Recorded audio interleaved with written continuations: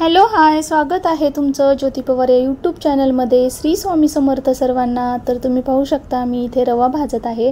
तर मंद गॅसवर असा छान रवा भाजून घेत आहे मी। तर रवा का भाजत आहे तुम्हाला मी सांगणारच आहे। तर असा रवा भाजलेला आहे आपला आणि थंड होण्यासाठी मी असं ताटात ओतून ठेवलेला आहे। तर थंड झाल्याच्या नंतर जेवढा आपला रवा आहे तुम्ही पाहू शकता मी इथे मोजून घेत आहे रवा। तर 2 वाटी माझा रवा झाला आहे आणि वजनात पाहाल तर अर्धा किलो असा रवा असेल हा। तर मी वाटीनेच असं मोजलेला आहे। तर नक्कीच अर्धा किलो हा रवा आहे। तर हा रवा मी थंड झाल्यानंतर असं मोजून घेतला आहे आणि त्या रव्यामध्ये मी इथे घालत आहे जेवढा रवा आहे आपल्याला तेवढाच इथे साखर वापरायची आहे। तुम्ही गूळही वापरू शकता त्याच वाटीने। तर अर्धा किलो साखर रवा असेल तर अर्धा किलो साखर आणि गूळ घेणार असाल तर ही अर्धा किलोपेक्षा थोडंसं जास्त गूळ घ्यायचा।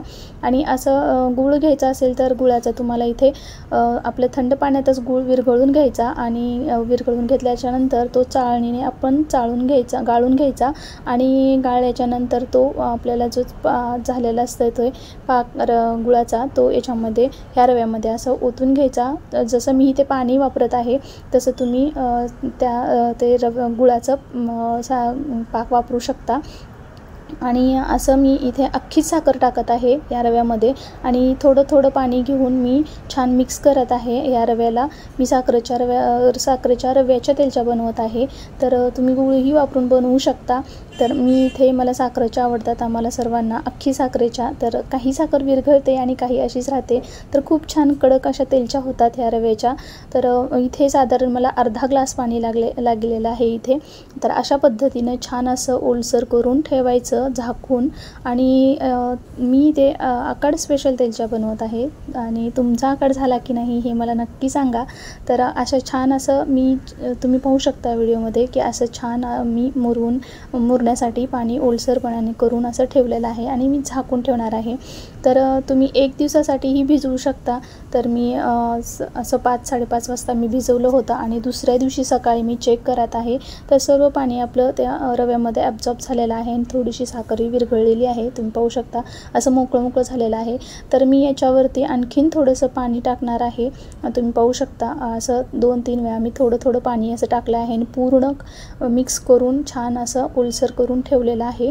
आणि दुसऱ्या दिवशी म्हणजे मी 2 दिवस भिजू दिले आहे, तुम्ही 1 दिवसही भिजू दिलं तरी चालतं। छान असं फुलतो रवा।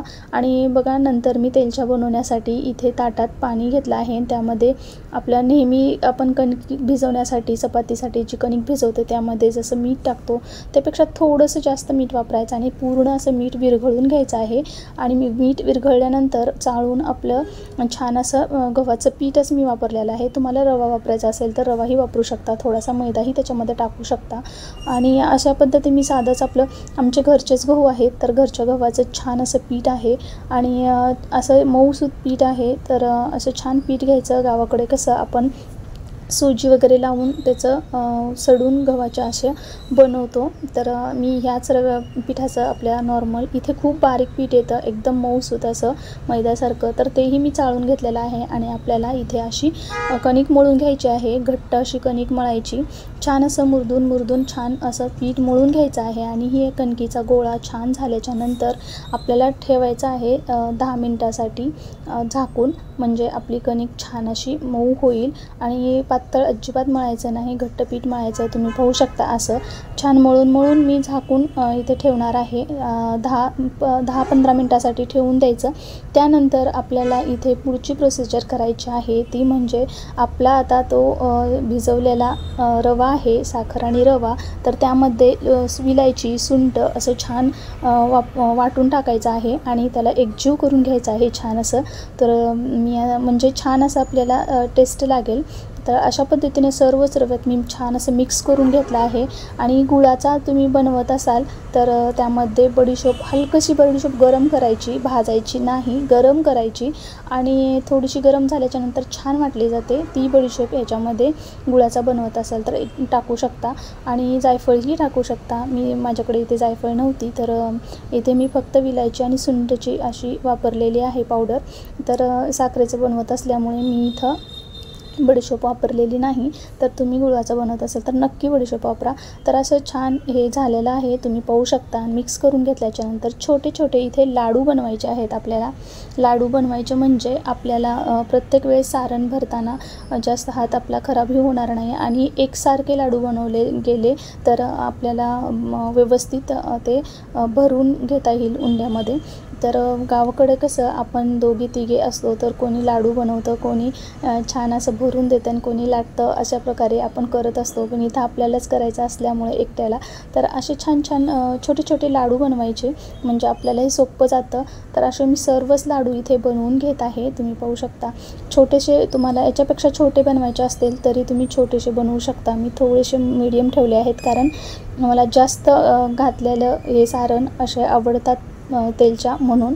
तर छान असं आपलं पीठही भिजलेलं आहे आणि जेवढा आपला लाडूचं आहे आपण लाडू जेवढं बनवलं आहे तेवढी इथे आपल्याला कणिक घ्यायची आहे आणि छान असा उंडा करून घ्यायचा आहे. जसं आपण पुरणपोळीचं जसं भरतो तसाच इथे उंडा आपल्याला हा भरायचा आहे, हा लाडू. आणि छान असं अलगद ज्यात त्या आपल्या चपातीचा आपण जे गोल केलेला आहे उंडा तो ते लाडू त्याच्यामध्ये थोडासा हलकासा दाबायचा म्हणजे फुटला जातो आणि छान आपलं सर्व त्या तेलचीमध्ये आपलं स्प्रेड होतं. छान असं जातं सर्व बाजूपर्यंत कडेपर्यंत आणि असं आपल्या कोरड्या पिठामध्ये बुडवून घ्यायचा आणि थोडंसं हलक्या हाताने असं प्रेस करायचं आणि छान आपली तेलची इथं लाटून घ्यायची. तुम्ही तेलचीच म्हणता का हे मला नक्की सांगा. तर अशा पद्धतीने मी छोटीशी आपली तेलची लाटून घेतली आहे. तुम्ही याच्यापेक्षा छोटीही लाटू शकता, पण आपल्याकडे पहिलेपासून मला सवय आहे की हातावर आपल्या तळहातावर जेवढी बसेल एवढी एक तेलची करायची असते. तर अशा प्रकारे मी इथं सर्व तेलच्या करून घेतलेल्या आहेत, तुम्ही पाहू शकता.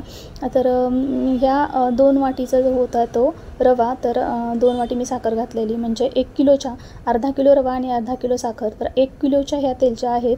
तर इथे माझ्या मी 30 लाडू झालेले आहेत सर्वच बनवून असे म्हणजे 25 इथे लाडू आहेत आत्ता. आणि सिद्धीने माझ्या 2-3 वेळा थोडं थोडं घेऊन खाल्लं, तिला सारण खूप आवडलं त्यामुळे ते एक असं थोडंसं मी एक्स्ट्रा पकडलं आणि काही थोडेसे शिल्लक ठेवले होते ज्याच्या मी लाडू बनवले नव्हते. तर असे 30 लाडू आरामात म्हणजे माझ्या जी साईज आहे त्याच्यामध्ये 30 तेलच्या 1 किलोच्या आरामात होतात.